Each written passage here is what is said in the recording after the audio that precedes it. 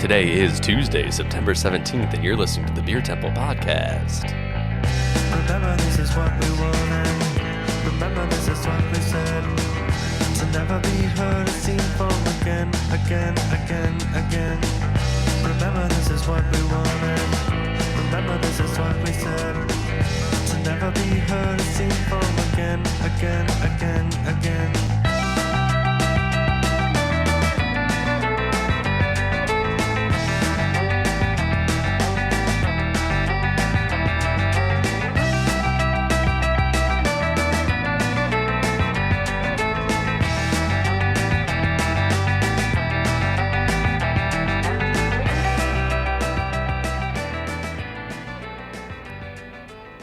Hello, and welcome to the Beer Temple Podcast. I'm your co-host, Mike Shalau of Is Was Brewing, and I'm here with your other co-host and honorary fade master for the day, Chris Quinn. Chris. How about that fade? Oh my God, it was sick. It was a slow fade. It was a very slow fade.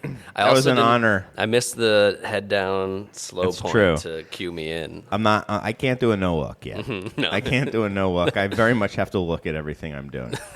Well, it was excellent. I'm very proud of you. I did it for the Surge family. Family Surge. The fade Surge and the meisters. family's fade. Yeah. There's a new fader in town. Yep, exactly. So congrats to Yes. the fades. And so that one, that was for them. Literally born 6 hours after we stopped recording last week. Surge had to rush out of the show. He had his priorities straight. He finished the show. Took the recording with him when it was done, and then ran out. Didn't quite say why. We found out. We kind of knew, morning. though, right? Did you know? I mean, he was like, "Yeah, something's happening," and I figured it was possible. yeah, so it was possible. So, a new addition to the Beer Temple podcast family. I think that's how he made the announcement, right? Yeah, that's how he said it to us. I think to everyone. Yeah, well, now we get like child His labor family. for the I think fades. that's how he said it to his mother. Yes, to the other fade meisters. Exactly. The whole family of fade meisters. Yeah. So That's the new edition will Oktoberfest probably version. be like Baby Bjorn to him next week. Yeah, Right. That's right. Well, cool. Well, couldn't be happier for Surge. Yes. So I will be producing. So obviously we say that mostly to let everyone beware that stuff could get fucked up. If this podcast exists at all, you're lucky. Yeah. Oh, you're writing down the curses. I'm not going to edit them out. So I'm just Well, saying. if it's going on the radio, you kind of have You to. can, yeah. But I have to send it to the radio. I have to send it to our friends at WLPN Got it. 105.5 FM. WLPN. Thanks for having us on. Don't know if this one's going to make it because I don't even know who to send these to anymore. It's been so many years. Surge has done it for me. Attach like a mini disc to a carrier pigeon and send it down to Bridgeport. Basically. Yeah. Basically, that's what we do. I get a zip disk. Mm-hmm. Yeah, I get Classic. a zip disk, and I send it down and hand it off to Mr. Kincaid, and he makes it happen. So anyway,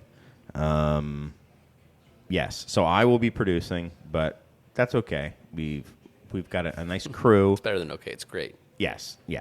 And yeah, we got a little bit of a peanut gallery here as well. Been a bit since we've had a peanut gallery. What's up, guys? Yeah. What's up? See? Yeah. So how's week 4 of the tap room? Is it week 4, I think? Who knows anymore? I think it is. It's good. Nothing. I shouldn't say this out loud, but nothing that we're responsible for broke this week. So You said that last week, too. that's so huge. Good. That's huge. The air conditioning went out again, but that's the landlord's fault. So that got fixed. Yes. Now we're his into fault, your problem. right. Now we're into discovering things that the previous brewery, like the brewery in the production space, You talk some garbage? broke or did not leave in great standing. Got it. Like what? Sorry, you were on mute there, Kev. You know, sorry, I I'm still said, not like, what, Mike? sure the reason for it. I'm going to try not to assign malice to it, but there was Malice. there was probably the equivalent of about 30 to 50 pounds of grain in the grist hopper from 2 years ago that we just never chose to open up because we didn't think that would be possible. I asked Ari to take like the piece of like flex tubing that connects the grist case to the grist hydrator off so we could order a new one. He's like, oh, this is full. And I'm like, what? Full of what? And he's like, well, it's mostly mulch now. It has been biodegrading for 2 years. And then I'm like, oh, there's a lot more in this grist case. So I'm not sure if they just left it in there or it if probably it was, got to the F. I mean, the number of issues that they were dealing with, that was probably so low that they were like, we will deal with this in the AM. Here's the thing, though.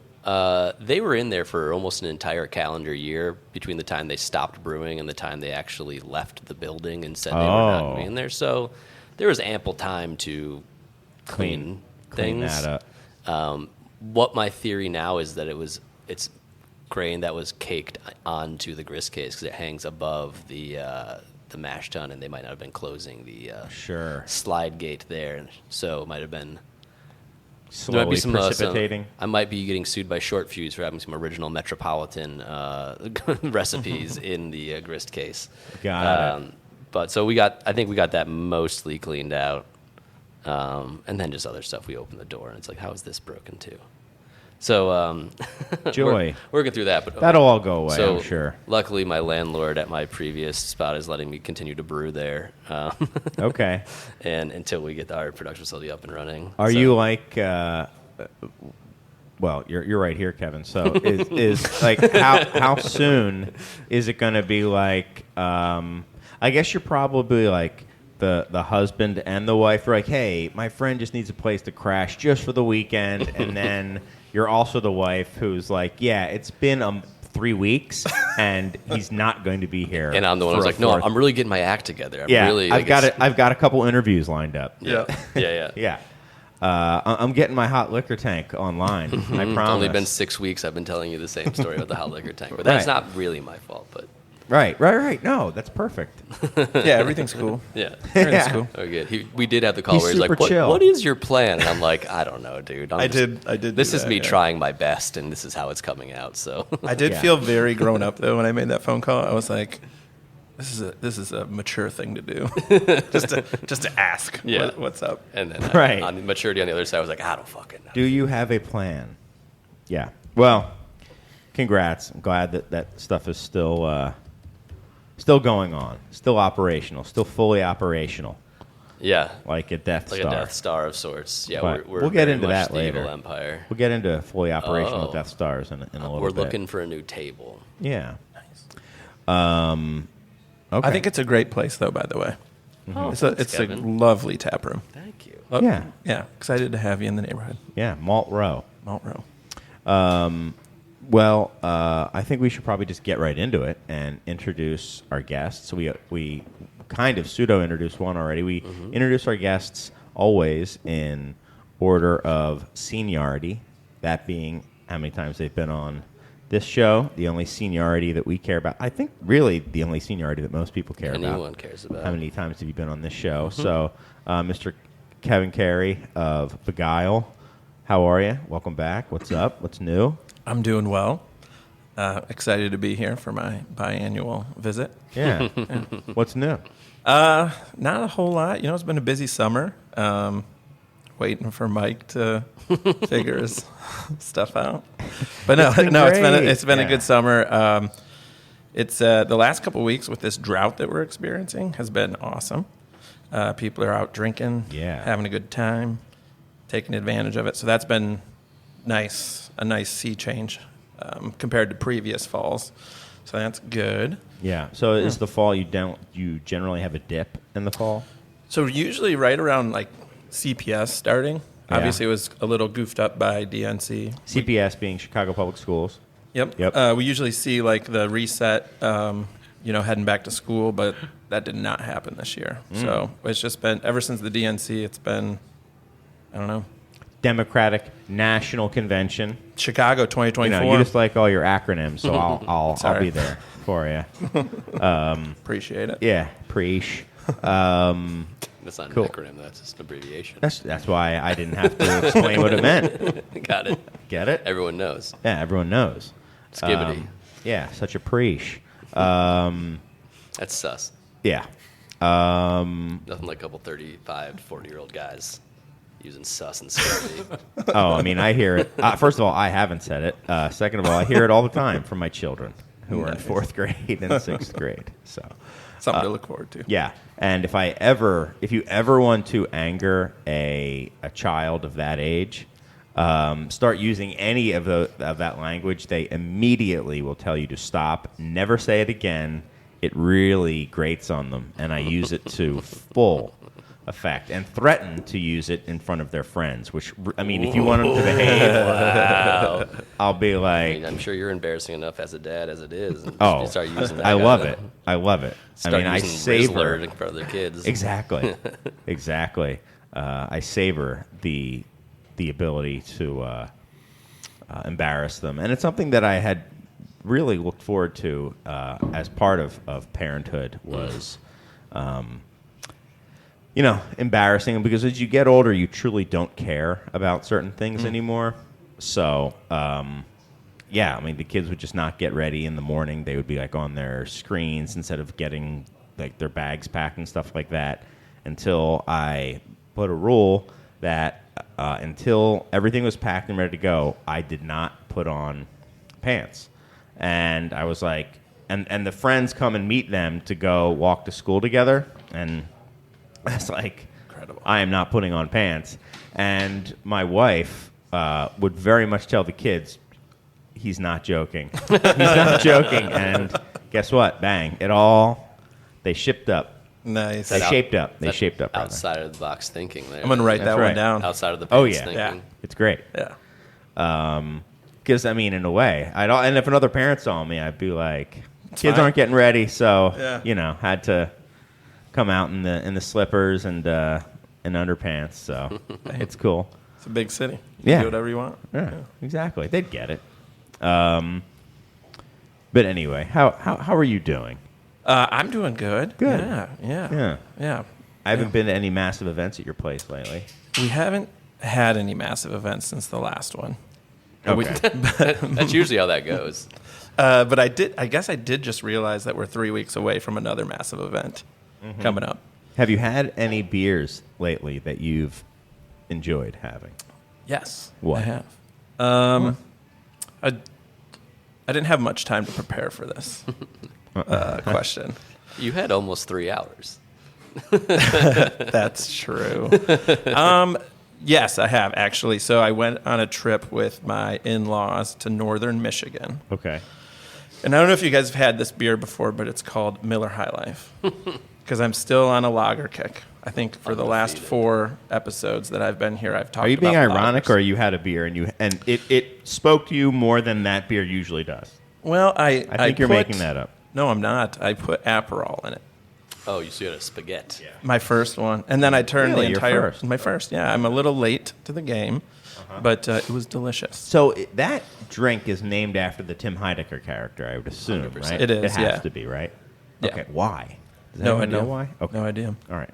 Just because it's a funny name. I mean, I'm down that it's just a funny name. There's no way that would have taken off the way it did if it wasn't called that.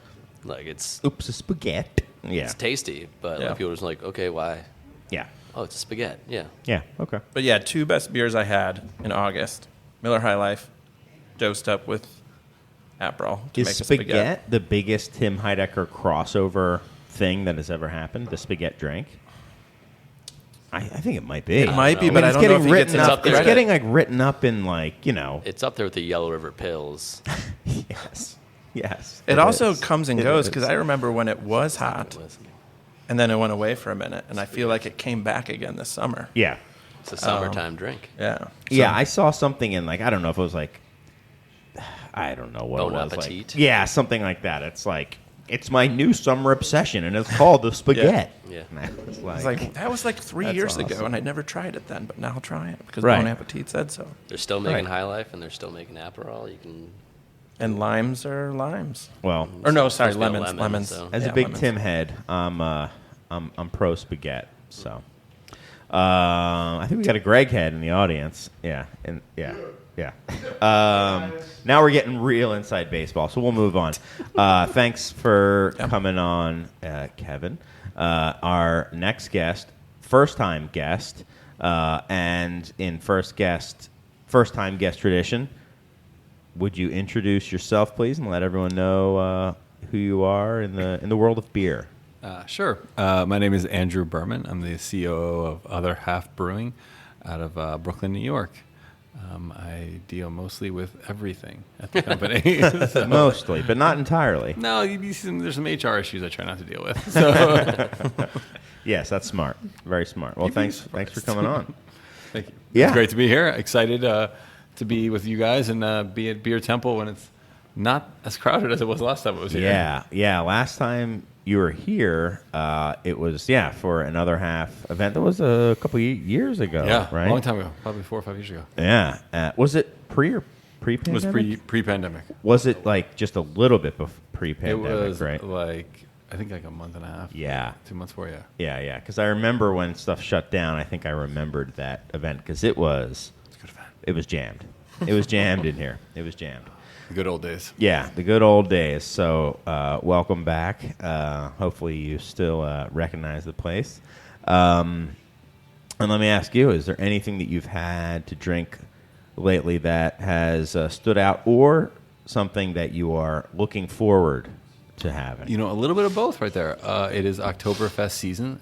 I do love a great Oktoberfest sort of dark lager. I love them. I was just drinking a Rodhaus the other day, and I was really excited about the new season. We're celebrating our Oktoberfest this coming weekend. So all the beers just came out that we made right before I left yesterday. So we're trying them, and it's just I think it's a great time of year to drink beer and to just be outside drinking and enjoying pumpkin weather. But some people have their PSLs. Another acronym for you. Pumpkin spiced latte. there we go. There we are. With that cold foam, people enjoy. But we have Cold foam. Is that from a Lucre? Chris loves cold foam. Cold, wet foam, baby. I love dripping wet foam. we have Oktoberfest with Lucers. That's how we roll. There you So. go. Got it. Yeah, I'm more of a bone dry foam guy. Yeah, you've always Yeah. said that. Yeah, I like my Literally, since this was a conversation, you're always on team bone dry foam. Yeah, I want mine to be like Death Valley. Yeah, you would prefer it to be a powder. Yeah. I want it to be when I take the sip of beer, it's good if I go when it's done. Love you, Tom. Yeah, I think of the seasonal beers. I used to say that the only true seasonal left was fresh Summer hops, Shade, but even that has kind of been ruined because now you can get like fresh IQF. hops. I think we ruined that. I really feel like we ruined that. Which is a shame. It was like the last one that like the season dictated when it still mostly does, but Yeah. not entirely. I don't know, they just made a new product we got that was from. It was a Citra product that was basically frozen off the field, like processed and frozen. IQF, like, off the And you're field. like, and they're like, oh yeah, it's like fresh hop, but it's just like cryo frozen. You're like, don't we have cryo hops? They're like, but it's different. I'm like, Were they I don't pelletized get- or were they whole? whole. It was like a powder. The powder. Yeah, Interesting. Well, so much fun. I would say outside of fresh hop, my favorite seasonal is definitely the Oktoberfests.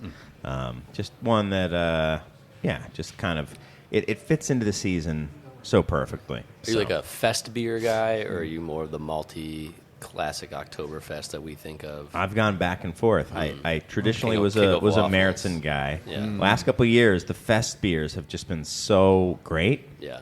And then this year, I've had great versions of both. So I'm now kind of like, hey, they're both great as long as they're really well made. I will say, I do think that surprise, surprise, the Germans make really, really good versions of them. So the Paulaner Fest and the Eyinger Märzen are really just so great. Yeah. So how about you? Do you have a preference? Are you Team Fest or Team März? I'm probably more often reaching for a fest beer. Now, but as it gets colder, you We'll might see. go. Yeah, I was just thinking maybe because the weather stays warmer longer now because of who knows why. But Thanks, Obama. thanks, Obama. It was 91 degrees on Saturday. Yeah, it Yeah, was that's so messed hot. up. Look at that product placement. Look at that. Whoa. Someone's like he knew. Only this was nowhere. a visual product. It was podcast. 91 degrees on Saturday, and people were Crushing. Oktoberfest. I was like, what is going on? The way the Germans intended it. Yeah. Yeah, I mean, we had them starting early this year, and I was getting a little. You don't say. Yeah, the July. the GM here had them on, and I was like, it's too early. I don't like it. People are going to get tired of them, and they've just continued to pull really strong. So people enjoy the Oktoberfest. It officially, I guess, the season starts this Saturday, Yep. right? The 21st is the kickoff of the Munich Oktoberfest. Because you're leaving anyway. soon, right? I leave on the 24th. Yeah. Yeah, You're going? Yeah, I'm going. I've got my lederhosen direct from Pakistan, which I realized after I ordered it online. As I was traditionalized. like, why is this coming from Punjab, Pakistan? And I guess that's where the fine goat leather comes from. Mm-hmm. So, yeah, who knows? Who knew? So, I've heard that. At Yeah. least you're prepared. Yeah. yeah. Yeah. So They're yeah, gonna I'm pick, going. What if they pick on you because you have Pakistani lederhosen? New. He's not gonna be wearing pants. Like, that's Yeah. the Yeah. problem. My kids didn't get ready in time, so I couldn't even bring the lederhosen. Just I walking bet- around pantsless at Oktoberfest. You know what? I don't know. I'll have to play that one by ear. Okay. But maybe I'll try to shame them. That's a good way to go about it. Yeah. Yeah. Yeah. Real turn it on them. Yeah. See how it goes, or just ingratiate myself so much that they're going to be like, you know what? I hate people with So turn it up. Pakistani goat leather lederhosen until now. So You've really opened my eyes. Knowing your option is to turn it on them. Probably that's better. That's better. Or really go middle school with it and just find someone else to make fun of and divert their attention to Yeah. them. Like, Yeah. what about that guy? They're ragging on your cord. Yeah, exactly. But yeah, so it'll be fun going to Bamberg and then going around that area over to Austria for a bit and then into Munich. You should try to stop at Schönraumer. You told me that. I don't know You just if did a I podcast will. with Dan Carey, dude. Well, DC. obviously, he's cooler than I am. We're going to be going right by that place. But the thing that I've noticed, the more I talk to people about going to Germany, the more people say, well, you got to go here, you got to go there. And there's just too many places for one trip. So even Fair. just Bavaria. Fair. And we're not even going to Cologne or Dusseldorf or Right. anything like that. But, just next time. Next time. Yeah. Have you had any beers lately? And then we'll get going with the real stuff. I haven't really left my brewery very much, to be honest with you, Chris. You've been saying this for the last year.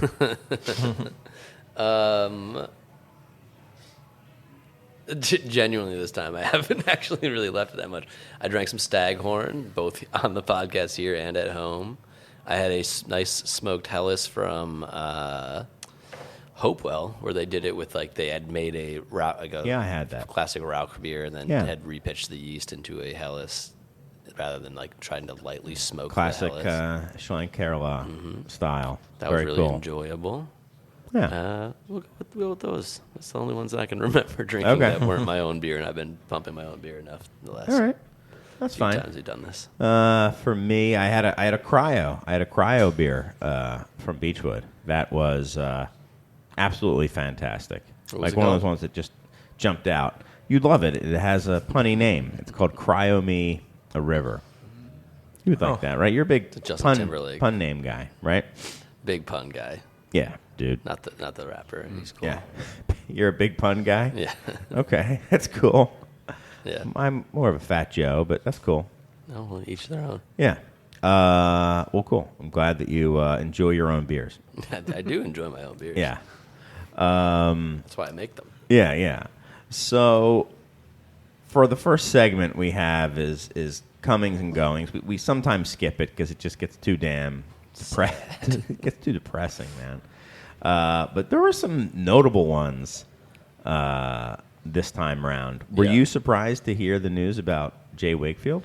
Well, it's the way it's couched is not necessarily what's happening. So they're closing the facility that they have, but they don't intend to close the business. So they're like, what's the wonderful term? Right sizing in some ways, or moving, because they, I guess the neighborhood they were in was not very populated, and then started getting built up, and they could no longer really afford the way that they were operating there anymore, and they weren't quite getting the foot traffic that they were hoping for. Was and I guess they were in a rental situation then. I would imagine. I would think so. They're kind of in like a Fulton Market situation where they were an early adopter of that area, and then it just built up around them. We visited a few, like before COVID, and it was a great spot. It's an artsy area too. Yeah, a lot of street art. But yeah, it's just the big money in Miami took over, and it's like trying to fathom a brewery trying to make it in Fulton Market. Fulton essentially. Market, yeah. Especially when you have like a lease, like say you sign a 10-year lease or a 5-year lease with options, and the escalators kick in, and you're like, oh, this model we built on this original lease no longer works if they actually escalate to what the end of this is. So, But the founder, John, it's John, right? Is that what the J stands for? Yeah. Did he mention that escalating rent was at play in that? He didn't. I think was I saying don't know if he about said construction, specifically, but right? he said they were being priced out. Okay. So it was an interestingly written, because the article we have is an Eater article, but it references the Instagram post he made, and this is a while ago. It was like probably a month ago, maybe more. Yeah. But it's one of those ones where like when you see a black and white photo of the outside of someone's brewery, you're like, ah, damn it. Like that's like always like the sign that like, oh, you're closing. And so he wrote it as if they were closing, but then it reads as if they were closing, but then he clarified like, no, we're just going to change the way we're functioning. And then he said it seemed partially that they were getting priced out and partially that the foot traffic wasn't the same. And they said something about like they tried to close Mondays to make the numbers work, but I wasn't sure if that was because it was slow or because they needed to cut labor on a slower day. But it was unclear. Kind of somewhat related. The other couple breweries in Wynwood also closed, which we don't need to name right now, but a couple, they closed as well. I think they were Wakefield was the last one in that area, sort of to hold on. The holdout, yeah. And just didn't work. Sorry, John. Yeah. Have you been down there? Have you been down to the Oh, yeah. space I'm before? very good friends with John, so we go down there a lot. It only runs because of Maria. Just make sure John knows that. Okay. And yeah, so it was an interestingly worded kind of write-up in the Eater, in the announcement. And they're still going to be doing some production. Is the production going to be still done? Is it like an all prop type thing, or? I'm not sure. I think what they said is they're going to look for a contract set up and then look for a space to have a smaller or more reasonably priced tap room. And he was very explicit about food being a necessity. Well, I wanted to get into that, but before that, I mean, it did sound like he was saying we're not closing and we're still going to do this stuff, but it also sounded like all the production was being done at this place, and that place is no more. So they plan to open. Yeah, there are also so many breweries with excess capacity. I'm sure they could, if they would not have to miss any production, even if they shut down their facility. Right. And when you think about it from a perspective of a brand like that is such wide recognition, like, do you need to have all of your own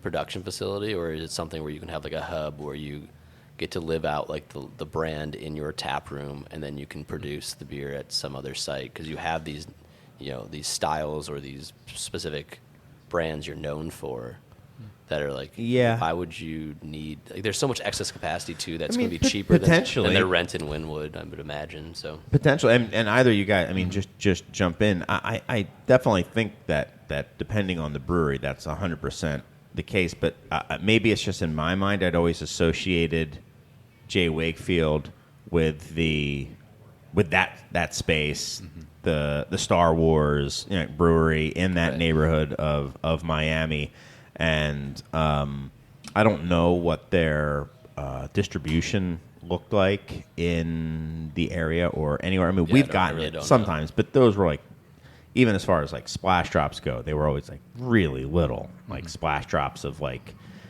their stouts and stuff like that. But yeah, it'd be interesting to see how it goes. Friend of the show, technically, because he's been on the show before. Yeah. So. But I think they're going to stick to a model where they're going to start producing their flagships more at contract.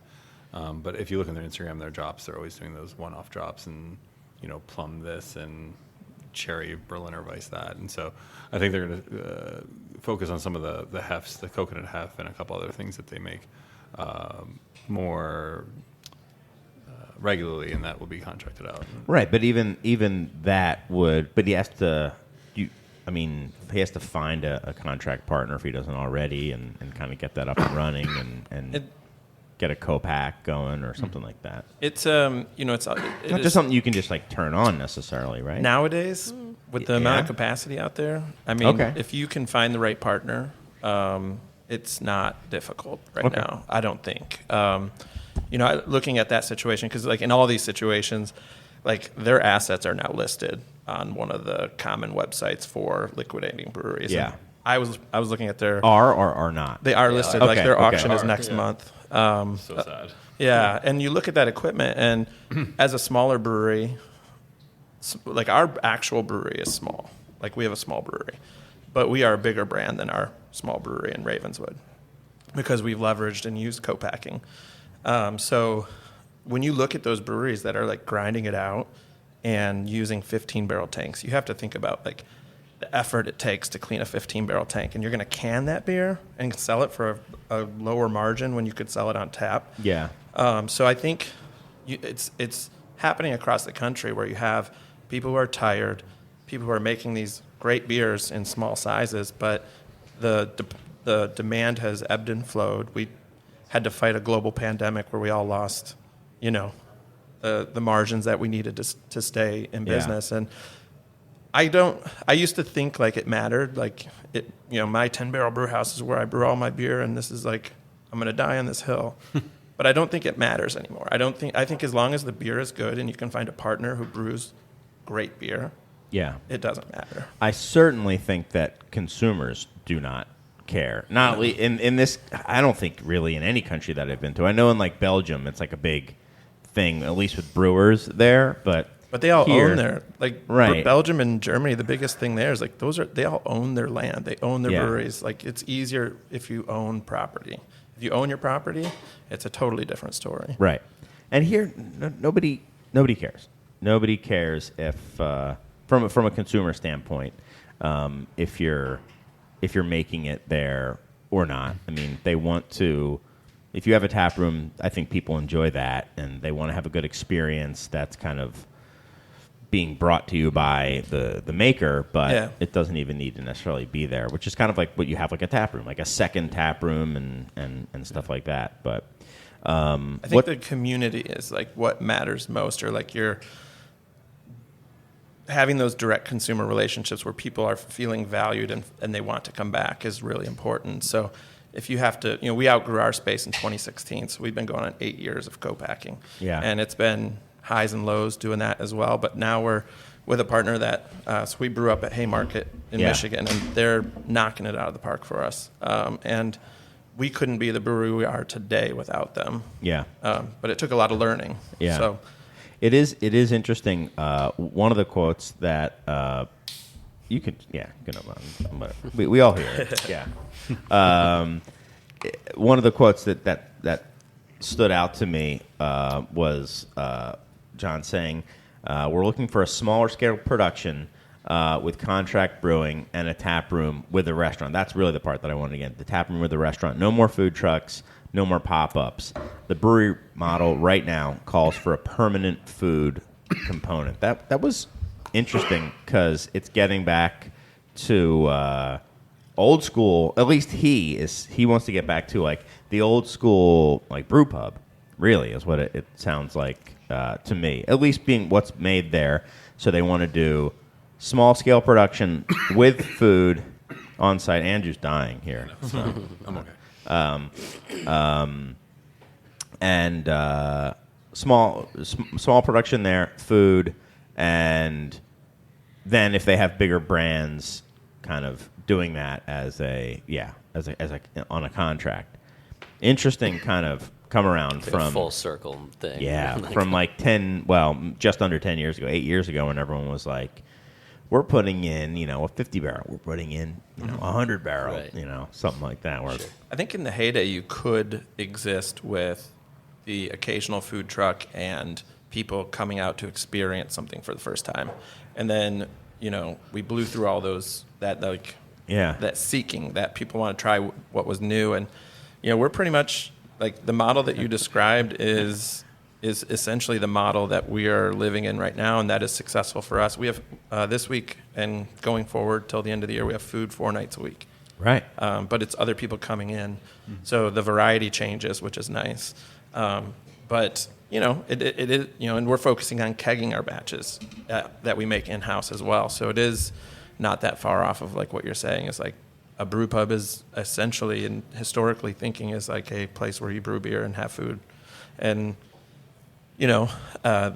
there's a lot of people that, however they choose to do their socializing, they sometimes want food. And if you don't have food, you're going to lose those customers to, whether it's even just a snack. Like, it doesn't even matter if it's a full meal, but like if you don't have snacks, like they're going to move on.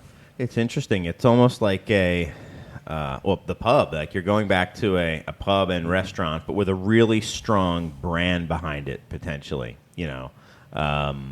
especially behind the beers that they're making. Where brew pubs before was like you're kind of going because that was the It was like the concept. It was like a genre Yeah. concept of restaurant Right. more than it was like, You know. this beer is actually really good. It's Right. more like rock bottoms. Not that there was anything wrong with rock bottoms. Their beers were quite good, and there's a lot of people that came Yeah. out of there that wanted to do more creative stuff. But Right. like that was, you were going for it to be, they make the beer here. Now Right. they make like, really excellent beer. How many on-premise places does Other Half have now, Andrew? 8, 8. maybe 9, depending on the day. and it spans like, is there like a general style that you guys have found works for you, or maybe doesn't? I mean, work? all of these things. It's an interesting question because as you're talking about food and having food 4 days a week, we still have locations that have snacks, and then we have locations with full restaurants, and we're still learning. We do feel that no matter the location, people are looking for a more full experience than just coming, opening up a bag of chips and drinking some hazy IPA and leaving, which is what we sort of built our brand on.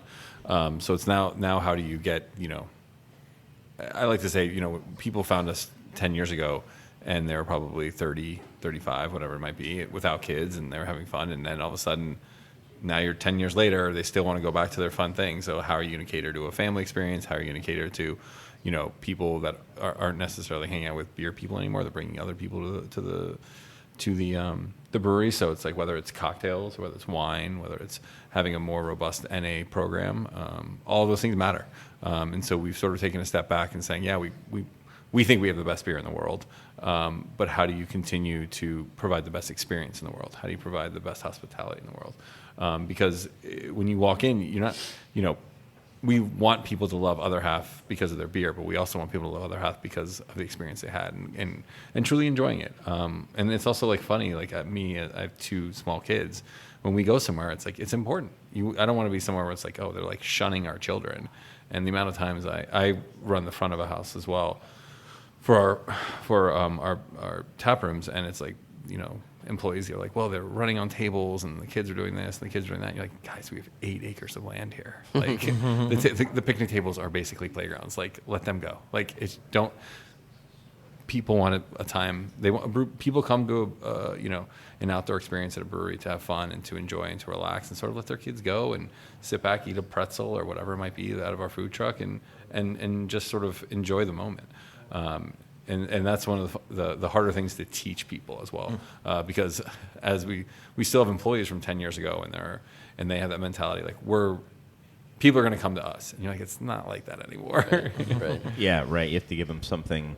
You have to give them an experience. And I have a few questions on that, like having you said like started out as people lining up just to have a bunch of hazy IPAs and you know, a snack just so they can get something in their stomach. Yeah. You know, how did you kind of come to learn that you needed to offer things in addition to just that? Was it like how do you? It's pandemic. Okay. Pandemic changed buying Okay. habits. I'm sure they did it for all of our breweries. You know, before people were a little more lenient with what they were looking for and looking for more of an adventure, I would say. But people sort of settled down after the pandemic. Like we do all of our sales online now, so you can buy the beer and pick it up a week later if you want. We don't encourage people waiting in line at 3 a.m. anymore. You know, but you know it's just. You know, it's hard. The hardest part that we come into is just making sure that, you know, when we hire a bartender, or we hire hosts, or we hire whatever it might be, is that they're realizing that we are more than just a brewery now. We're more than just a couple of triple IPAs hopped with a New Zealand hop. It's something that's, you know, a talking point, but they're also like, hey, we have flagships now, or core brands. Quotations there. Right. No, 100%. I've taken notice, and I've taken notice of that in your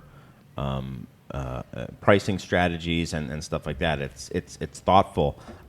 We can get to that in a moment, but I have another question about you know the 30 to 35-year-old who's coming from one type of experience who now is, you know, older and coming for a different type of experience. Do you find that is the other half drinker, and that's the experience that they're looking for, or that some other half locations maybe cater to these people, or people looking for this experience, and others look for people looking for maybe kids on 8 acres of land? Is there one that's maybe a little bit more adult, or is it no? This is kind of like what we want. This is who we're playing to, and you know, I think the original location in Brooklyn, South Brooklyn, is pretty much what it was 8 years ago. Other locations have popped up: Buffalo, Canandaigua, Bloomfield, Philly, DC. They're all a little different. Like we don't like what we say is like, you know, your other half might be a little bit different, but you're gonna have that same hospitality. You're gonna have people who care. You're gonna have people who want to talk to you about beer. You're gonna have people that you know, just want to be there. We always sort of make a joke, or I always sort of make a joke. I think everybody else rolls their eyes. Is like, you know, when people come here, it's like their birthday on Chuck E. Cheese. They're excited to be here. When people come to our DC locations, it's not down the street. You have to go there. You have to be excited to be there. You want to go there, and that's pretty much for all locations. You want to go there, and so you have to treat the people like they're excited about it, and matching their excitement has always been hard. And I think that's where, one location might have a full kitchen, one might be a hole in the wall, one might be in Rockefeller Center. But what we want is that experience they come in, that the bartenders and the hospitality there is that we're meeting that excitement, we're being there, and we're genuinely excited to have people in there. And to be honest, I'm still surprised people show up. You know, it's like still amazing to me 10 years after that people are coming to the tap room and enjoying our product. And, you know, we're still innovating and still doing fun stuff and still figuring out how to, you know, make sure that the wet hop beers can be made in July now. Yeah. Interesting. I think perhaps it's time to take a quick break, maybe freshen our drinks, and then come back more, and we can talk more with Kevin and Andrew on the Beer Temple You guys podcast. want to check out the lunar eclipse in 8 minutes? Oh, I saw I was big time. getting ready. That's going to look sweet. I'm only a solar eclipse. All right. Totality. Oh, okay. Well, then Totality or nothing. we'll see you later. All right. Be right back. Oh, you are recording. And we're back. Welcome back to the Beer Temple podcast. I'm your host, Mike Shalau, with your co-host, Chris Quinn of the Beer Temple. We're here with Andrew Burman and Kevin Carey of Other Half and Begyle Brewing, respectively. How you guys doing? How was the break? It was good. Amazing. I overhyped the lunar eclipse, and I apologize. No. Let's be honest. It's the harvest moon, lunar eclipse. What was the third thing? Supermoon? Supermoon. Shout out to Rob in Milwaukee. Yeah, so it's Supermoon. only, I feel like that 8% really carried a lot of weight. It did. It was a bright 8%. Yeah. It was cool. We all had a great time. But now we're going to move on and talk about what it's like to expand today's craft beer market. Chris, this is something you were interested in, right? Flawless, smooth segue. You told me to do it. That's how I did it. All right. Yeah, I found it interesting because, and this was before I heard what Andrew was saying about kind of the focus on hospitality, but it is interesting. 10 years ago, let's say 15 years ago, it was, like so much open field running, as our friend Uncle Tony. Yeah, Uncle Tony would say. But you could go to different markets. You could rely on some of your distributor sales reps. You could maybe have some reps of your own if you wanted kind of regionally. You could also expand in your local market. You could kind of do whatever you wanted. And then 10 years ago, I think it kind of was more of a kind of move around, open up big markets. And then lately it's been just kind of contracting and kind of staying in your own area.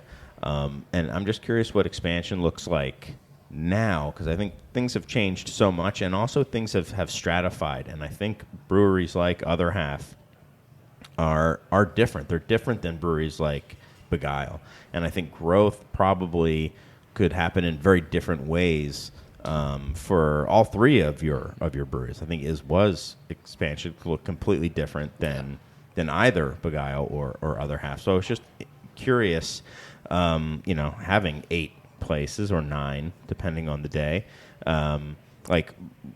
what are you looking for when you're thinking expansion? Because you are kind of up and down you're in the Mid-Atlantic, but you're here in Chicago too. And I was just curious if you thought that Other Half was kind of played to the classic kind of craft brewery expansion model, or if you guys think a little bit differently. And I was just curious to hear your thoughts on it. Expansion's always been a sort of interesting topic. As I'm only 1/3 of the Other Half, I have 2 partners. I can only control so much. So a lot of times we will disagree about expansion, and we sometimes try to figure out what's best for the company next. We did sign some leases right before the pandemic, like February before the pandemic, and then all of a sudden, yeah, exactly. And so when those locations were signed and we started building out, and then all of a sudden the pandemic hit, it intrinsically changed who we were. We no longer were able to rely on tap rooms to carry the entire weight of the company. So we had to get into a distro heavier model. Before it was like a 85% in the tap room, 15% in distribution, just in New York City. And then we signed a couple leases, and then all tap room or on on premise. So on premise or just your cans, bottles, and draft from your tap room. So when we were doing like. Okay, then. That's nice. Yeah, it was amazing. It was the best time of my life. I love my kids. When we were doing 15, we were doing like 14,000 barrels, and like I'd say 12,000 of it was going through the tap room. How many breweries at that time do you think were doing similar things? Obviously, there were places probably like Trillium and Treehouse. It was Trillium, Treehouse, Monkish. And you guys, right? Yeah, that's pretty much it. Right? You know. Okay. I still can't figure out what Treehouse is doing, but we can have another maybe he'll find episode after this. Yeah, it's for the Patreon episode. We'll talk about it after the podcast. I don't think at least anybody they're coming to New York for us. I'm like, what's going on here? Yeah. We did some back and napkin math one time. That Don't do that. Blew my mind. Don't do Made that. me sad. Yeah, right. Like, they have to be lying on the TDB numbers. That's the only thing I can say. But anyway, I'm sorry. You were we were talking about you were at 85%. Yeah. And so we were really relying on the tap rooms to carry the weight. And as we expanded into DC and into our upstate location, we really felt like, okay, great, this is awesome. These are great populated places. People like our beer. These are good expansions. And then all of a sudden, the pandemic absolutely strangled DC. It's not the same city it was. People are still trying to figure out their habits. It's been a different That's been a very big learning experience for us. But it also was our biggest brewery. So all of a sudden we could make a lot of beer, and we had to figure out how to sell a lot of beer. So we got into a distro heavier model. But I think where our expansion, where we've been intelligent about our expansions is who we're using for our partners, whether it's the distribution, if we're using somebody in Virginia, can they move the product? Can they keep it fresh? Do they sort of share that same, sort of knowledge that we want to move this beer and keep it fresh, rather than some of that bigger beer mentality of like they sort of hold those brands and might not use Have to them as keep well. 60 days stock, that sort of stuff. Yeah. And so we were like, no, you can have 2 weeks stock. You can have this. You can do this. And we've been really incredibly lucky to expand into areas that have better distribution and partners that are willing to work with us and keep beer fresh and get it to people. Like, you have some beer here that's like 2.5 weeks old. Yeah. So Maca here. Has that been more like independent, newer distributors, or has that been or a mixture of like old legacy ones that want to be agile? We use Serene in our I love those guys. New Jersey, Ohio, and Pennsylvania, and Connecticut a little bit. And then we use Bud Networks in Virginia and some other places and upstate a little bit. Okay, yeah. So you are doing a little bit of, mixture of of all everything of them. because here in Chicago, it's like what would you call it, like a boutique or not? Boutique. Like Most of the start is like mostly hot drops, but then they've expanded into being more like regularly Yeah, distributed. yeah, a little bit of each. And I think Maca here is really he's grown into his own business as well. So I think he's been maturing as well as a company with us. So it's been great. But the expansion is an interesting topic because I think for all three of us who have breweries, even you as a proprietor of this place, like expansion is an interesting thing. Because people are like, oh, you're so successful, you should open up another one. Oh, you're doing so well.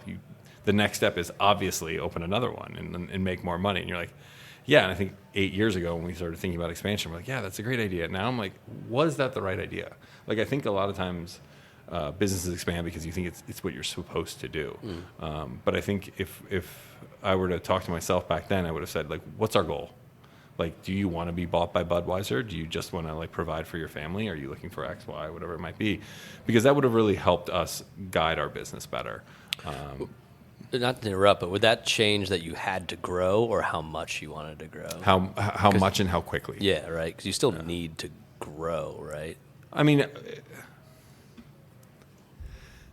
we would have been fine with just our brewery in Brooklyn and our brewery upstate. Gotcha. We could have made probably 20,000 barrels and been perfectly happy. And then did some things and made 25,000 barrels and been perfectly happy. But when we got into bigger deals and longer leases and more expensive leases, it made us sort of take a step back and be like, oh, we have to. Our payroll's X, our rent roll's this. We have this much overhead. Like, what are we going to do? Right.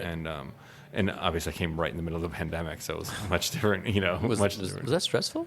I don't know. I only lost. I grind my teeth when I get stressed, and I also lose my hair when I get stressed. I get like alopecia, and so I think my wife was she's like, you have a big like spot in the back of your head. I'm like, oh shit. Well, you have a beautifully full 1302. beard. You look great. 1302. yeah, absolutely.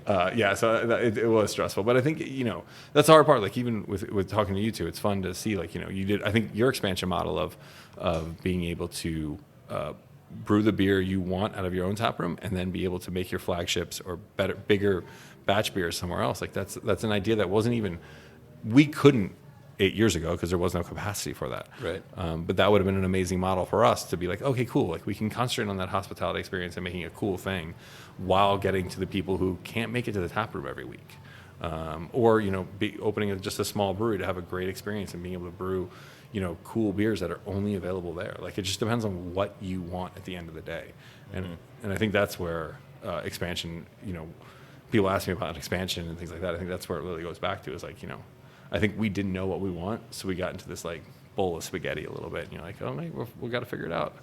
Right. Yeah. Those are the quote unquote good problems to have people talk about, right? Yeah. Like, oh, we could grow as much as we want.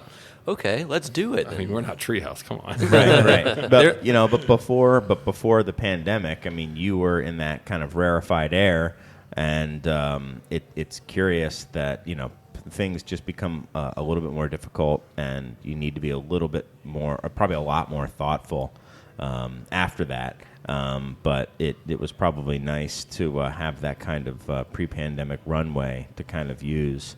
And yeah, I mean, it's fascinating to see what you guys have done, and yeah, how it's how everyone is kind of taking their own little models. And for you, Kevin, I mean, are you still planning any other expansions, or I don't know what? Okay, let me hit stop recording. No, I'm kidding. Oh no. Well, I was just thinking about listening to Andrew talk about his experience, and I think there was a lot of pressure in the early days to grow. We failed at expanding. We were going to build a 30-barrel brew house. I had a 15-year lease on a space in Lincolnwood where we were going to build the production brewery of our dreams. And I had a business partner quit one day. He was just like, I'm not doing this, and he didn't come back. Like the day he told me he was going to quit, he just didn't come back. So we spent it's not no funny, notice, but it's just so like messed I'm up. no notice. Yeah, he's out. A partner too. Yeah, and it took us. Can I meet him? I really respect Oh that. my God! You don't want to meet him. I can talk about it now. It took us 7 years to buy him out. We bought him out last September. Congratulations. Do you have a party? Thank you. Do you have a party when that happened? Do you Well- pop a bottle? The It two was- of us kind of did. Well, we did. Yeah, Mike saw a lot of it. But there's a lot of pressure. Being on the couch. Yeah. He was there. Yep. There's a lot of pressure in those early days to grow and grow quickly, and we fell right into the trap. And I actually think that, I'm thankful today that happened because we pumped the brakes on that expansion. Did you think the pressure came from external, or do you think the pressure came from you and your partner sort of thinking like, oh, we can do this, we can do?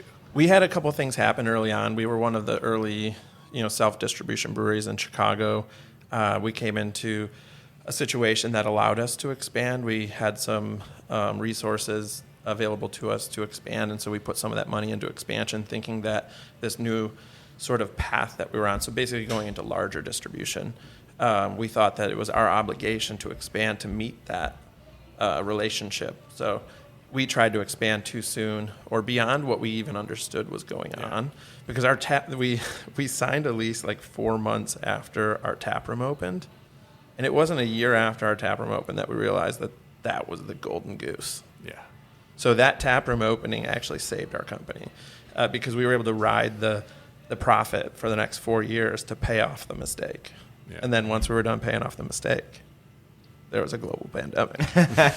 Perfect. Yeah. So I think, our growth might have looked maybe similar if we had been able to do other locations and be successful, but we tripped and fell. And one of my proudest achievements is that, going back to what Andrew was saying about hospitality, is I think a lot of breweries realized along the way that hospitality is more important.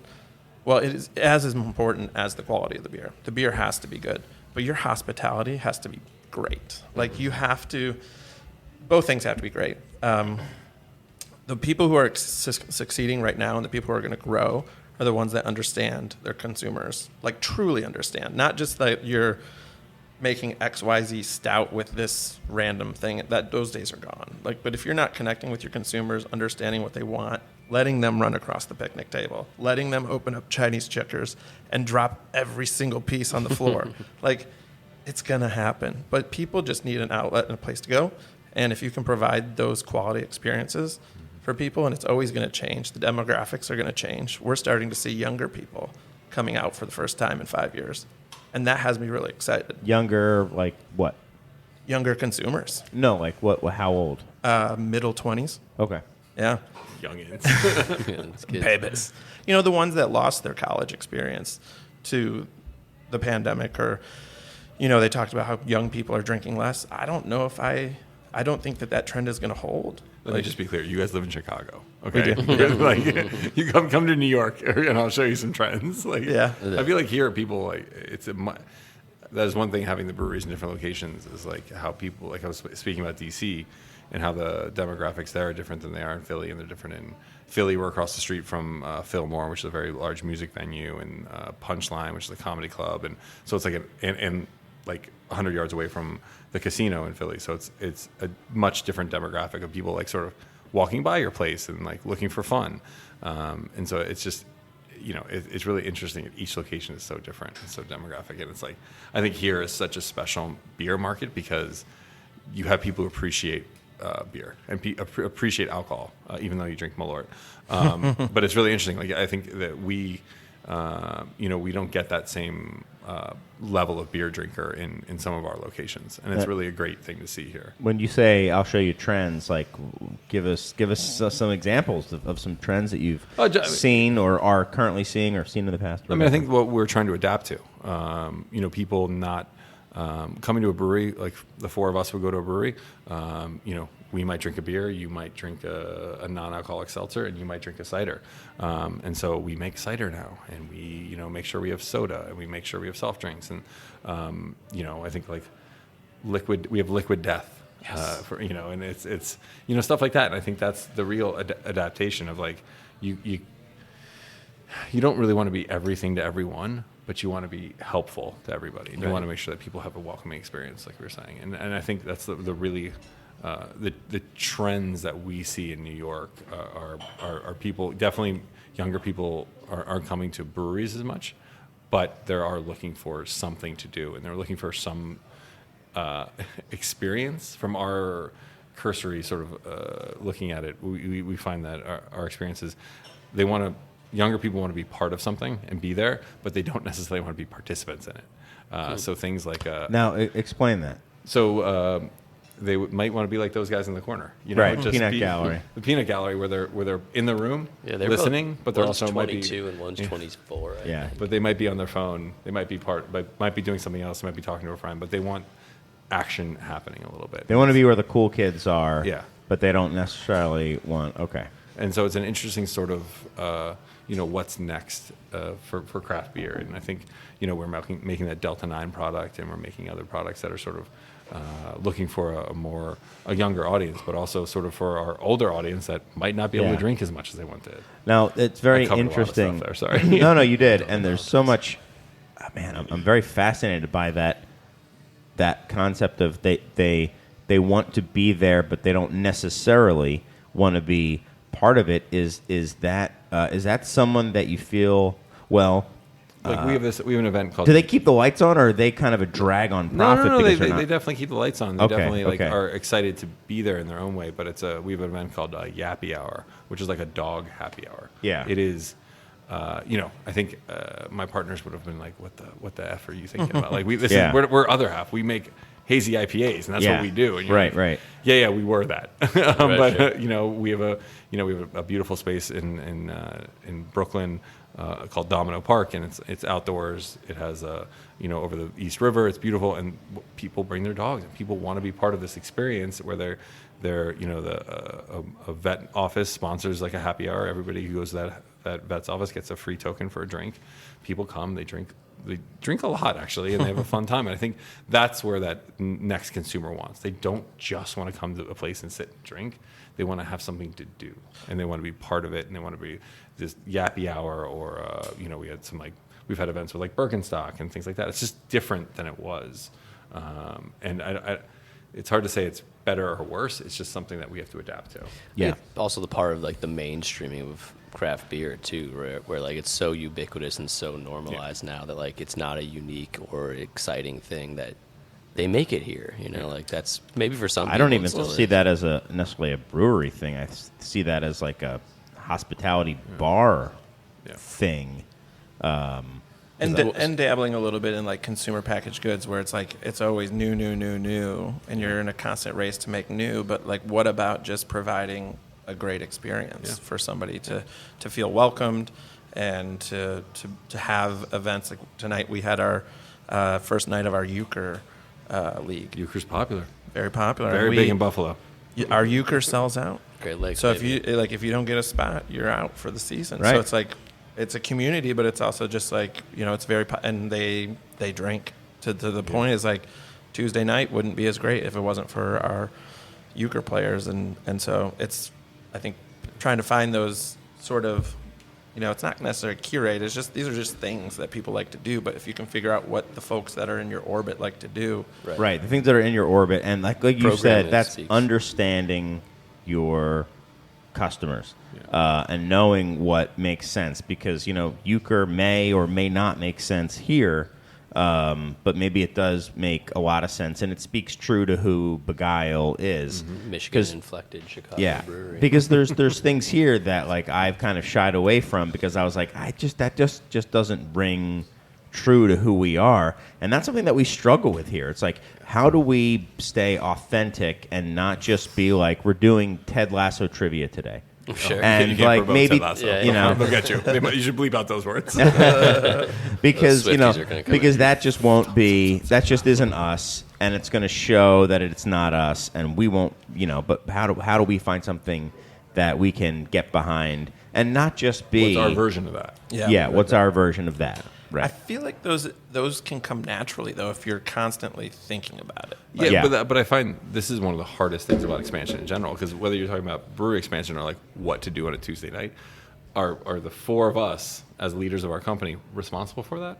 Or are there other people that you can rely on and look to, be like, hey, what's our version of euchre? What's our version of Taylor Swift trivia? Nothing will ever beat Taylor Swift trivia other than Harry Potter trivia. But it's like, what is that version? I think that's the really hard part of expanding, because you only have so much capacity as a person to think about expansion, to think about growth, think about these things. And then once you have these locations up, you're like, okay, cool. Like, I got to go open this new place. And you're like, you hand the keys to some GM, general manager, and Thank you. And you say, hey, good luck. Like, I'll check in with you once a week and let me know what you need. And I think that's the one thing that we've really tried to struggle with, is like, what's other That's half frightening. Yeah, other half's version of a trivia night. What's other half's version of goat yoga? What's other half's version of whatever it might be? Well, we're talking about they might be different from tap room to tap room, right? Like, Exactly, there so, are. like, But then it's relying on people that you hire to sort of support your brand. Right. Yeah. And it's sort of like me and my partners Matt and Sam were, and maybe one or two other guys were really responsible for that first initial push of other half. And then how do you sort of like relay that to new people? Right. And I found that it's not necessarily relaying that; it's just giving them the groundwork and letting people be able to run, because expanding's hard, but actually running the locations is even harder. Right. Yeah. And that's where like the rubber hits the road, where you're like, okay, how are we going to make this work? Yeah, my dad, who's been on the show a few times talking about various things, not beer related, but he always says that like the role of leadership isn't to create energy, it's to release energy. The energy is already inherent in the people you have. If you empower them, then they will find the things that you need to do, and you just need to know how to steer the energy. So you have to find people you trust and figure out what those things, and hopefully they know what your brand is almost as well as you do, and are energized to do that. Right. Some people are And you have to empower energized to go home and knit a cable knit sweater and talk to their friends who are all into knitting. well, and then stuff maybe you like should that. have a knitting night. Fine. Like It happens. Yeah. Right. And to your point about expanding and like with Begyle and our size, like we'll do 3,500 barrels this year, and we've had our tap room for 12 years. And I think the biggest thing for us going forward is looking like there's going to be opportunities that come along now. And I think all of the pain that we've had in the last 12 years, we've also had like very high highs, so many highs that cancel out the lows. But like now it's like we can sit back and take. I go onto LoopNet more than I should. If anyone knows what that is, it's the best. I spend way too much time. You've got 3 hours. Commercial voyeurs. looking for properties. Or that's a cool building. My wife hates it, but I think you have to dream about what that next step could be. And I think for us and for breweries our size that might be thinking about stepping into another location. But even on that note, like I find. Any advice I would say is like we talked about breweries closing and breweries on auction. It's just sitting there waiting for the right place to sort of like not do what you think they could do without a location. And instead of spending $2 million on a new location, building from the ground up, you can pay no key fee and get into a new location for $20,000, $30,000, which is a different world than it was 8 years ago. For sure, Kind of 10 years ago. What we did with all the broken stuff, but like we moved into a space I had my eye on for a couple of years, and it's going to be a fraction of the cost of if it had been like we opened 5 years ago making beer, and when I was like, oh, we're going to push, we'll have a tap room in a year. I was like, 5 years later, it's like no, but it's also going to be a fraction of the cost, and the pro forma I got the loan with, it says if we make 900 barrels of beer in our 5th year, then we've already paid back the SBA. So if If we can expand to 900 barrels, that's like what we're trying to do. But I think to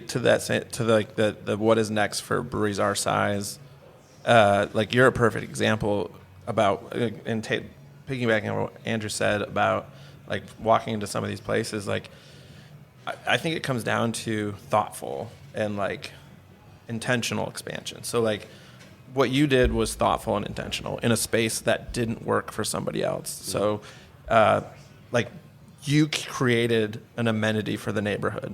Like you made one of the best tap rooms in the city of Chicago where someone else had challenges. And so I look at that and take inspiration of like, is it crazy to open something in my home state eventually? I don't know. It might be crazy, but maybe an opportunity will present itself that is too good to turn down.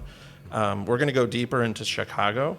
We're going to continue to grow our footprint here. We only distribute in the 8 counties in Chicago, a little bit back to Michigan where I grew up, but mostly here. And so it's like, I think being thoughtful and hospitality minded, even on the sales side of things, like when, the before times you'd line up to sell beer, and nowadays like sales reps are kind of not around anymore, and it's there's an opportunity for brands that have persevered to really hone in on a lot of those long-term relationships and just kind of see where this next. Yep.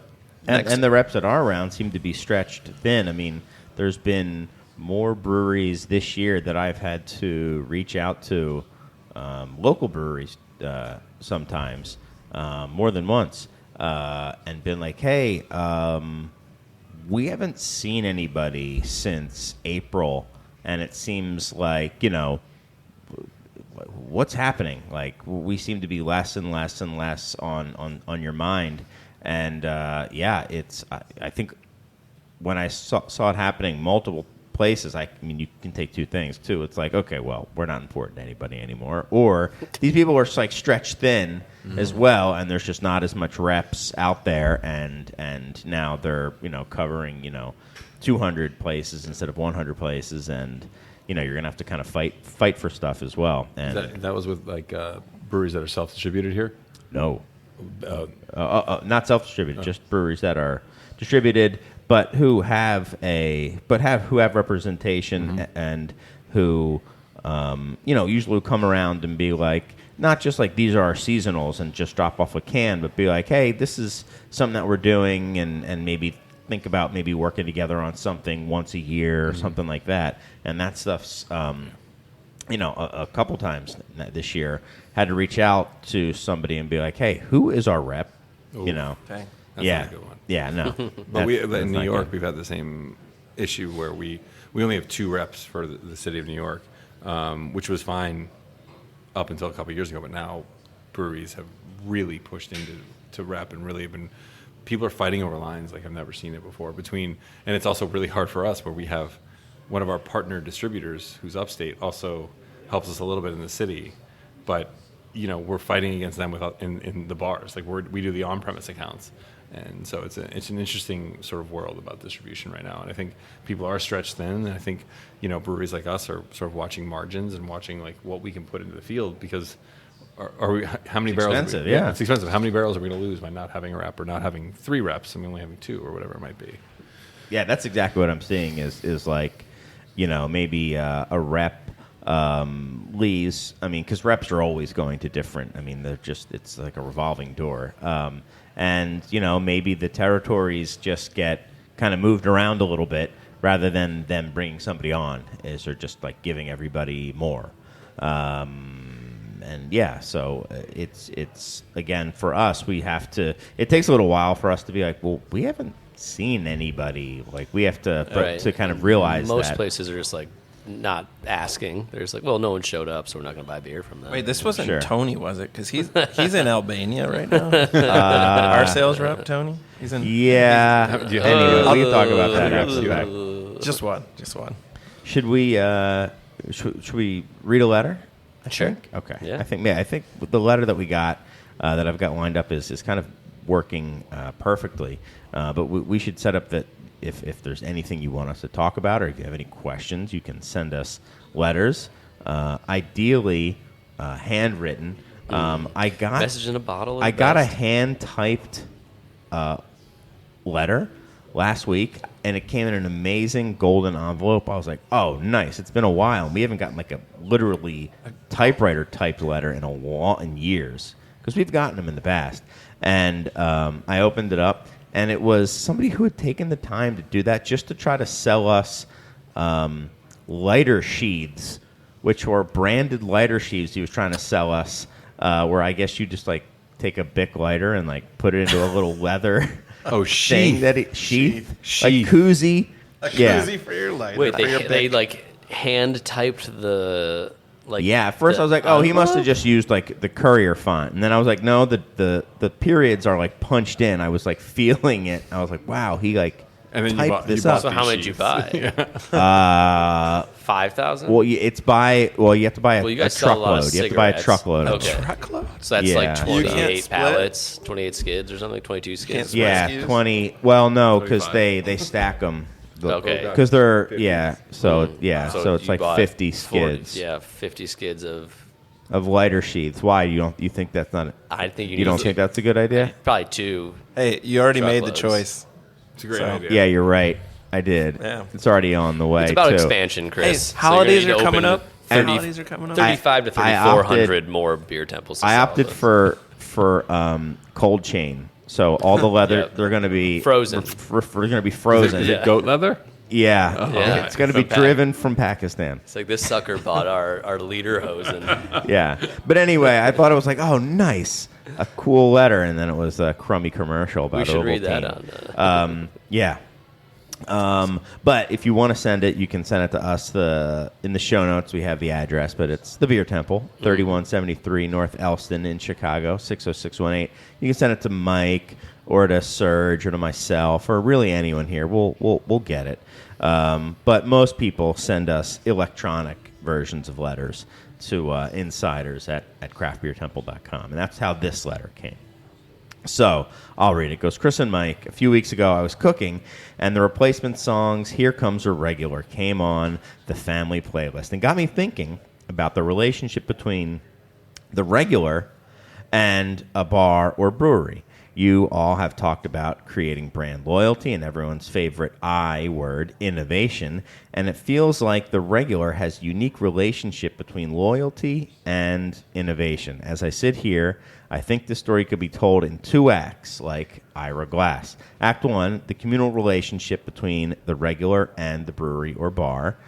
Defining a regular, what does loyalty mean to each part of that relationship? How important is the intentional development of loyalty to a brewery or bar? Are there there's a lot to unpack here. Are there ways to keep the relationship reciprocal rather than parasocial or parasitic?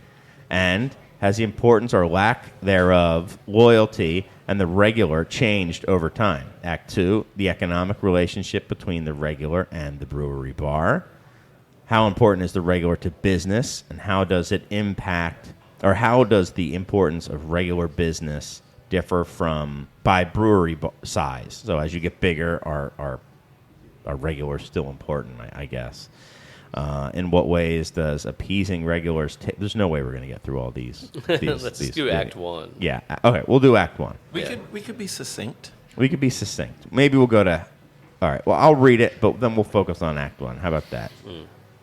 At this moment in beer, as the economics are readjusted, I'm sure there isn't a one-size-fits-all when it comes to the ratio between dollars from regulars and expanding the audience. But how much of marketing and business decisions is finding the balance of regulars, the occasionals, and the newcomers? So I thought basically, like, what is a regular? What do we look to get from a regular, and how important are regulars? Well, that was a pretty good question. So, It's a great question. Thanks, Chris. Chris sent that. Friend of the show, Chris. Chris, Yep, not me. different card. Different Chris. Definitely different Chris. Yeah. Yeah? Totally different. Chris with a K. Chris. Still Chris with a C, just different last name. Different person. CRIS Angel. Chris. Chris Yeah. Angel's a big guy. Yeah, this guy's more of a mind freak than I am. Anyway, he loves regular craft beer bars. Yeah. I mean, yeah. It's interesting for a larger brewery. I mean, how important are regulars? Andrew, you can stand up if you want. You want to do the whole the Troy Aikman thing. You want to do it? I mean, you can stand up. And do it. This is a very interesting question because we talk about the occasionals, the regulars, and how do you actually define those a little bit? Back in the day before the pandemic, regulars were a huge portion of our beer sales. People coming in, to be honest, like more than once a week, once every other week, once a month. Like it was the majority of our people. Now it's people who, and so many repeat customers. Now it's much more. People who are looking to do something on a weekend, or looked in Time Out New York and saw like we're a brewery and we do this or that. What's really, sort of showed how we've grown is the concept. Mike doesn't care about regulars. I know he's selfish. What the regular to us means is someone who comes in and really it speaks the gospel of other half. They might not come in every week or every month or every 2 months or every 6 months or whatever, but when they're talked about, when people talk about beer, they're in the know. They're part of the club. That's to us a regular. We'll send out our emails, we'll send out our shipping information, all that stuff, and yeah, they might buy that. But what we really want out of a quote unquote regular is someone that just loves other half. They might love other breweries as well, but they speak and they're like, oh man, it was awesome. I went there 6 months ago. I went there a year ago. I went to the location in Philly. I can't wait to go to the one in Rochester, whatever it might be, in Bloomfield, whatever location, whatever. And I think that's what we're really trying to shoot for in terms of regular. And you are actively going after them. Yes. I have to, our marketing team is better than it's ever been, and the ability to know who's coming in our tap rooms through our POS systems, through our email systems, are better and better. I mean, that's the one thing about getting bigger as a company. You have much more sophisticated information about your customer base and who might be your customer base. So it's really interesting to know those information. You, Kevin, have such a neighborhood-friendly place. What is a regular to you and to Begyle as a whole? So we peanut gallery. Yeah. Getting a little loud. Yeah. You can talk just a little quieter. Yeah. We're talking serious stuff over here. Regulars, it has changed over the last 10 years or so, but I think the biggest things, we obviously started out with a club or a membership program, so we have our 300 members that participate actively. They get a weekly email and all that, which is awesome. But I think when we set out to be a community-supported brewery, we didn't know what that was going to grow to be. We kind of looked at it as kind of a business model based on community-supported agriculture, CSA, CSB. Yeah. And I think over the years, we've come to realize that through building community, you build regulars. So for us, the arc of the week is very interesting. During the week, we'll get a lot of regulars, depending on their, different habits. But Friday it's like Cheers in our tap room. It's the night where people are coming home from work, they're meeting their families. People are bringing their kids now that 10 years ago they didn't have kids, but now they do, and now they share in that experience. And so Friday is very regular-centric. And then the rest of the weekend is open to people seeking experiences and celebrating milestones or getting a group of 8 together to go drink. But ultimately, without our regulars, we wouldn't be who we are. They're the ones that are going out and they'll buy a T-shirt and they'll be out in the city, and then they'll see another person wearing a Begyle T-shirt and they'll stop that person and be like, "You like that brewery too?" Wow. Yeah, and so many stories I've heard of people, having those experiences. It's flattering. It's also just so unexpected. But you cherish those moments. I'll walk into a coffee shop and they'll be like, "Oh, Begyle, do you work there? What do you do?" And I have a stupid answer. I say, oh, I do a little bit of everything. Yeah. Because I'm a little embarrassed to tell them like what my job is. But I own that place. but then they share like an experience that they had, and it's a positive experience, and that positivity and that just general feeling of good vibes and just happiness. Like people, when they spend money, they want to be happy. You don't want to go to a place and be unhappy. Right.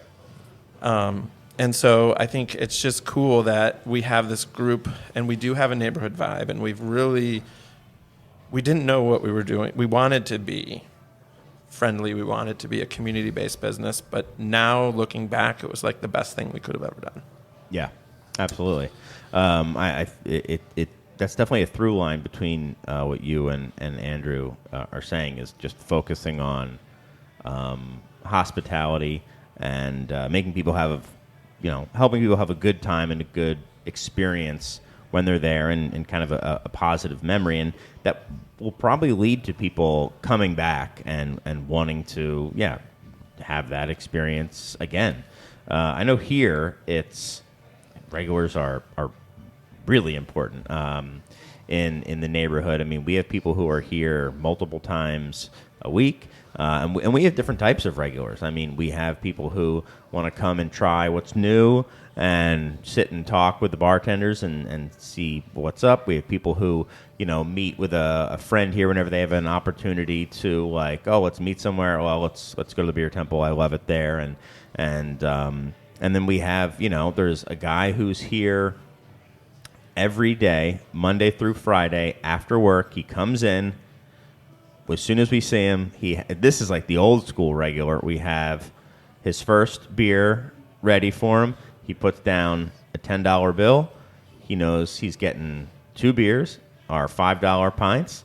He gets 2 of them, and then he rolls out, leaves us a tip and goes. He comes in, has 2 beers every day, and then goes home on his way home from work. I mean, that's as regular as it gets. That's cool. Yeah, it's great. It's great. And it means a lot,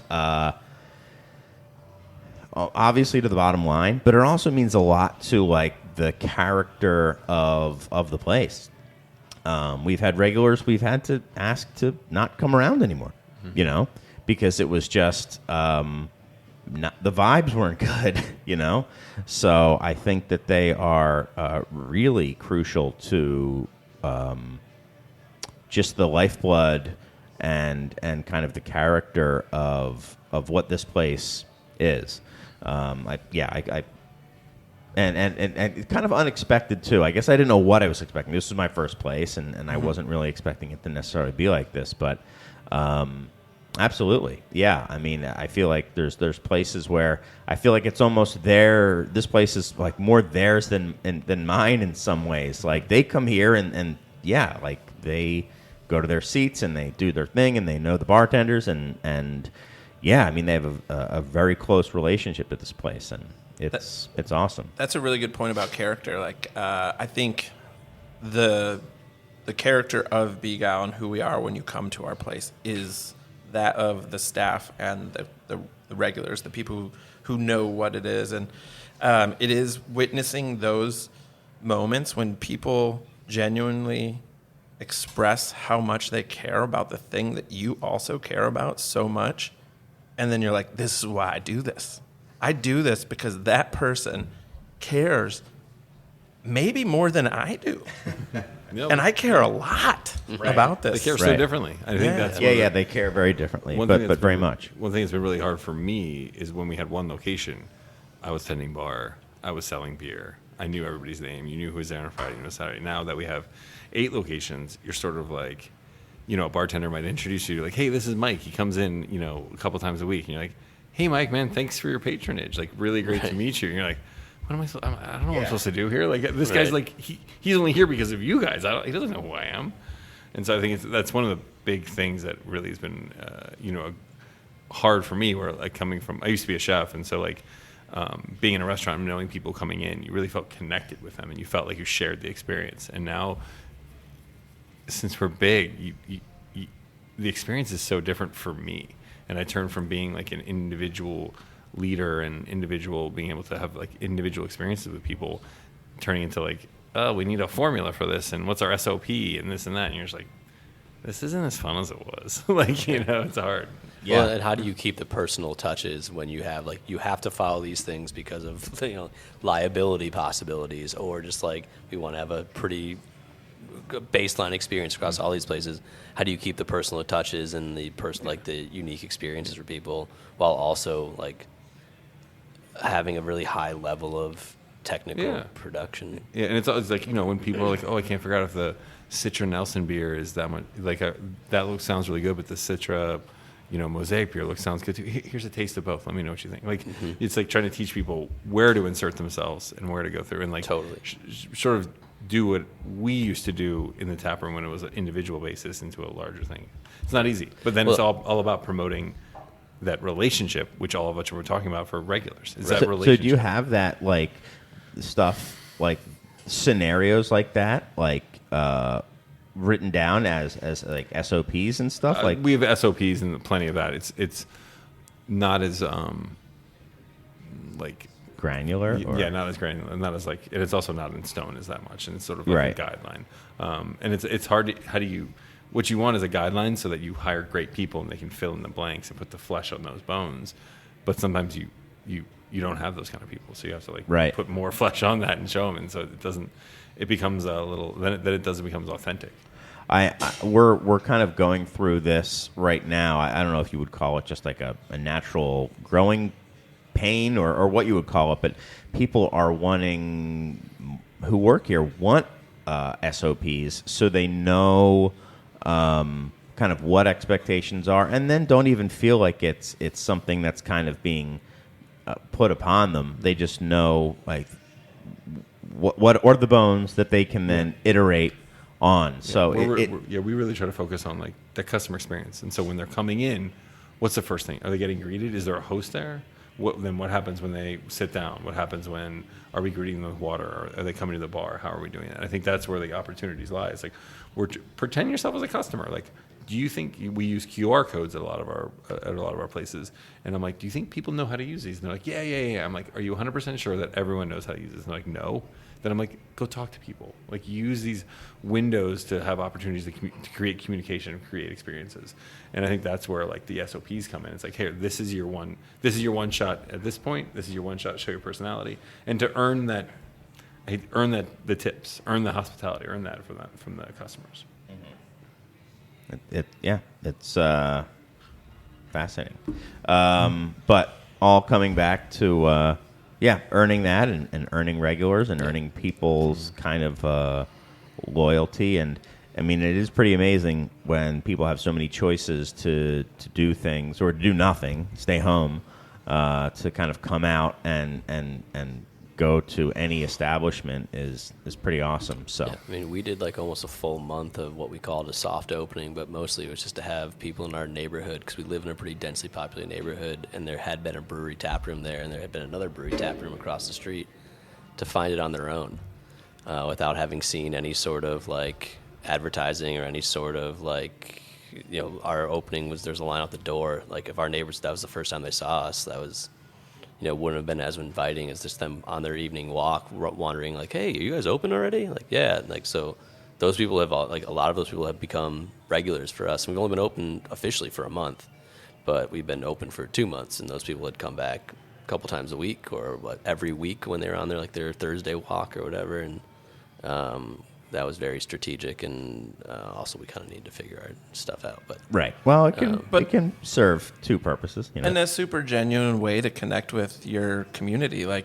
I was having a conversation with somebody who was in the beer industry, somebody who I would have thought would have known you were open, and 2 days after your official opening, and I was like, he's been open for a month, and they're like, wait, what? I'm like, yeah, right. And so it's just so cool that's the experience that you had with your community, and it wasn't built on some sort of oh, Mike, soft open, get over there and try it. It's no, those people had genuine experiences and are going to be your cheerleaders going forward.